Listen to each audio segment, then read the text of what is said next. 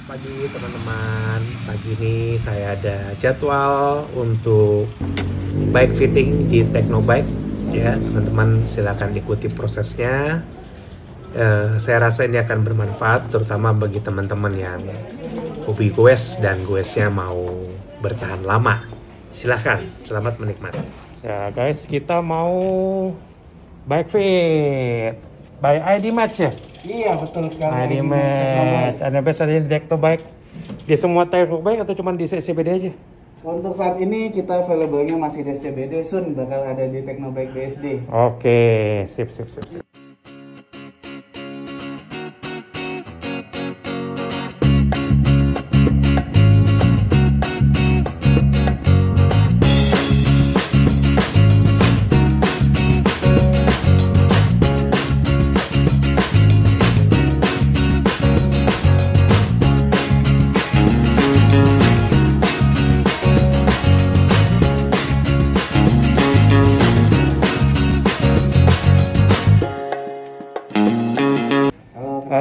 Kenalkan dulu, siapa namanya? Gilang Mutan.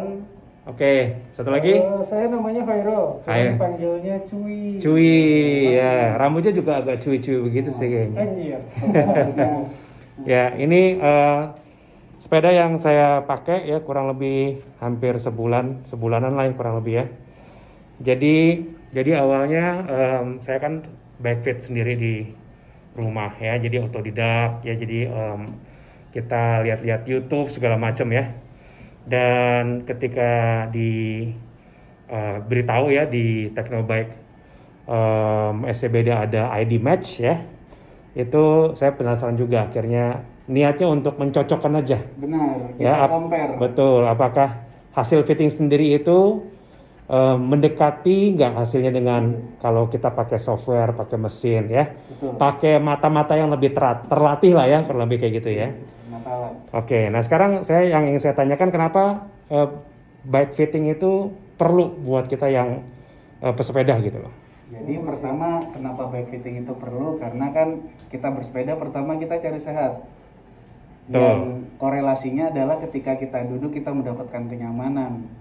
Dan kemudian ketika kita bike fitting kita bisa mendapatkan yang pertama, posisi yang paling ideal itu seperti apa sih?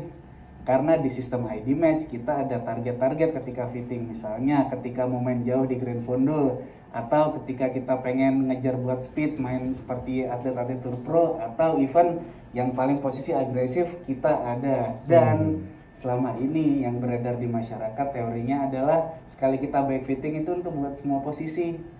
Sedangkan balik lagi, kita kan kebutuhannya berbeda-beda. Ketika kita pengen main santai, jelas kompensasinya adalah tubuh kita bakal semakin rileks. Ketika kita pengen main speed, kita pengen lebih aerodinamis, otomatis tubuh kita bakal lebih stretch ke depan. Dan itu nggak bisa saklek satu posisi untuk semua itu. Jadi itulah pentingnya bike fitting, terutama bike fitting di ID Match. Jadi kita bisa mencocokkan kebutuhan dengan kemampuan kita. Oke. Itu. Nah, biasanya kalau kita bike fit sendiri di rumah itu ada kadang-kadang suka menemukan, oh ternyata setelah menggunakan sistem ID Match itu biasanya orang tuh salah di mana, yang paling banyak salah ukuran tuh biasanya apa tuh? Yang paling sering perbedaan persepsi yang utama adalah masalah stem dan handlebar. Jadi orang ngira selama ini ketika kita semakin pendek handlebarnya itu bakal nyaman-nyaman aja. Padahal nggak tentu. Ketika kita memendekkan stem, kemudian posisi handlebar juga, posisi sadelnya ada di depan, kelihatannya memang nyaman karena tidak akan jauh wristnya. Tapi jangan lupa ketika jarak wristnya semakin pendek, maka ada otot-otot di bagian low back ini yang bakal ketekan, jadinya seperti udang. Oh, jadi punggungnya kayak rounding ke belakang. Benar. Ya guys. Ujung-ujungnya sakit pinggang tuh biasanya. Banyak terjadi sakit pinggang orang sepedaan. Oke, waktu kemarin saya bike fit itu hasilnya apa kira-kira? Ini sih kalau dari hasil sebetulnya yang kita jelaskan, yang pertama kan karena ada pengukuran untuk antropometri tubuhnya gitu ya. Jadi diukur dulu ya badannya. Diukur tubuh dari mulai panjang torsonya seperti apa, insingnya seperti apa, heterosentriknya seperti apa, bahunya seperti apa, gitu kan ada datanya. Kemudian di bagian kaki itu penting untuk nanti penempatan klitnya seperti apa gitu kan. Ini penempatannya di mana, kemudian angle si klitnya seperti apa akan kelihatan di sini. Lebih lanjutnya ini ada rekomendasi awal di 3 titik di mana badan kita bersentuhan dengan sepeda. Yaitu di pedal ya. Pedal ini crank arm.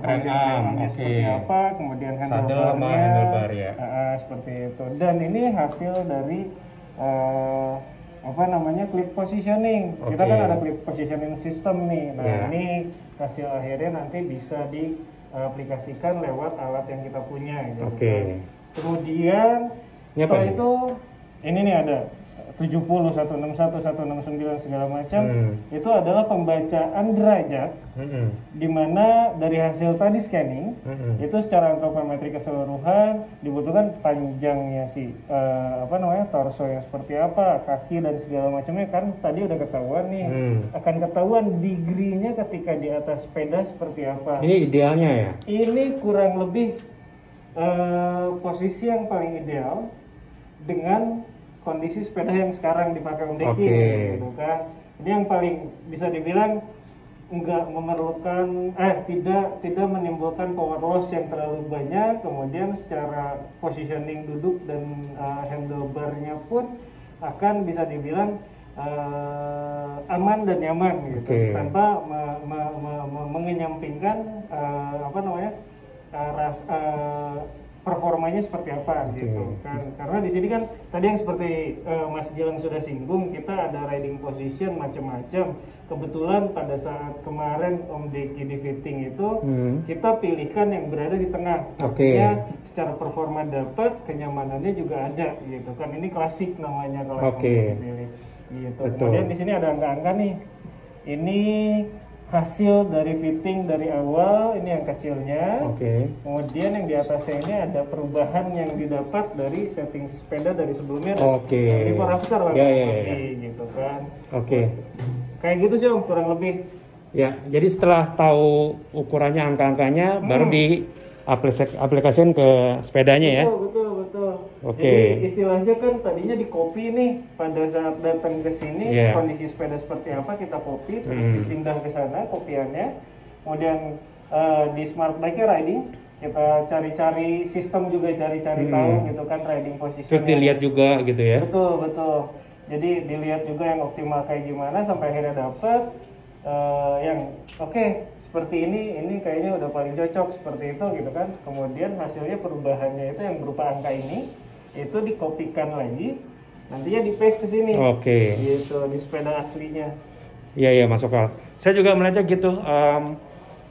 Yang saya tahu ya, kalau misalnya kita fitting itu kan angka-angka yang dari software itu kan seperti patokan awal ya. Betul. Tapi harus dilihat dengan mata sendiri ya. Betul. Karena kan beda orang beda-beda ya. Dan belum tentu pasti mengikuti angka yang ada di sini. Kan? Jadi harus dilihat lagi guys. Betul. Ya kalau seperti itu. Oke ya, ini masuk akal sih. Nah setelah dapat kurang lebih perakiraan ideal hitungannya gitu ya, ukurannya, baru di alter sepedanya. Nah yang kemarin yang akhirnya diganti apa Mas Gilang? Kemarin kita diminta untuk di posisi klasik dari Om Deki, kita diarahkan buat pertama menaikkan sadel sekitar 1 cm, kemudian posisi sadelnya maju mundur juga diubah dan si spacernya turun. Ya, jadi yang pasti ini ya, sadel ya pertama ya. Saya sih senang-senang aja kalau sadel naikin, kan lebih keren. Iya, lebih racing. Puji Tuhan kalau gitu. Racing. Iya, kirain untuk diturunin gitu kan. Ternyata dibikin lebih ganteng. Sadel waktu itu naik berapa? 1 sentian lebih. 1 sentian lebih ya. 1 sentian itu banyak loh guys ya. Secara angka itu sedikit, tapi secara performance itu jauh banget. Ya, dan ketika saya sudah coba kurang lebih beberapa kali ya, dan sampai saat ini masih berasa ya. Waktu settingan yang pertama sadelnya agak pendek 1 cm ke bawah, itu saya merasa kalau goes itu tumitnya kayak drop ke bawah. Mungkin karena kependekan kali ya. Bisa jadi. Ya, jadi tumitnya agak drop ke bawah. Lalu clit juga diganti ya. Clit position ya? Diganti. Ya.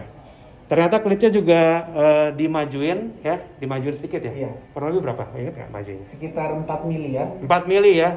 kecil tapi berasa guys ya. Jadi waktu klit, saya kan biasanya pakai klit paling belakang ya, mentok belakang ya. Itu kan katanya lebih nyaman.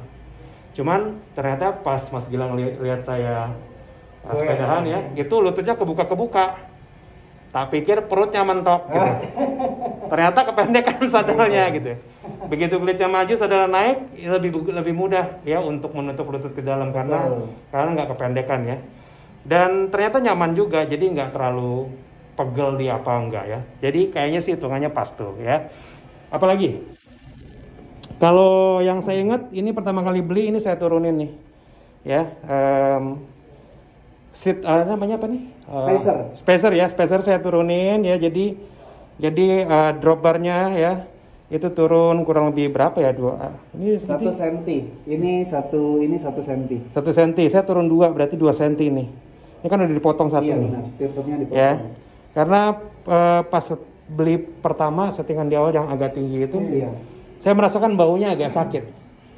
Ya, jadi baunya agak sakit, mudah pegel. Akhirnya saya minta untuk diturunin, mendingan.